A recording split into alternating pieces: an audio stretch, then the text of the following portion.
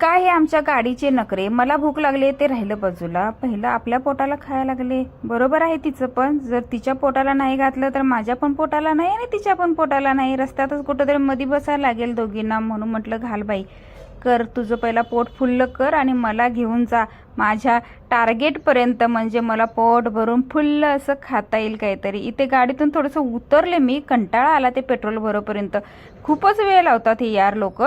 तर इकडे ना फुलं होतीत, मग म्हटलं चला एक फोटो तरी काढूया फुलांच्या सोबत, म्हणून उतरले. इकडे भक्तीला सांगितलं चल तू पण ये, कारण की कॅमेरामॅन नकोत काय. फूल घेतलं, एक छानसं तोडलंच मी.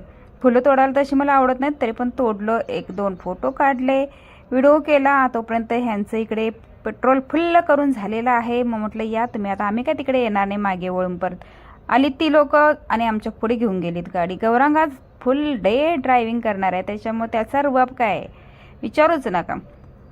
एक फुल आणलं होतं ते घातलं इकडे गाडीलाच. काय करू मग, गाडीत तरी घेऊन. इकडे गाडीवर शुभमोल लिहिले ना, तर ते भक्ती पहिला दाखवते. गेले ओ पुसट पुसट सगळं झाले.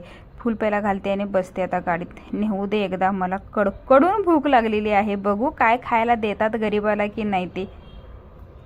खरंच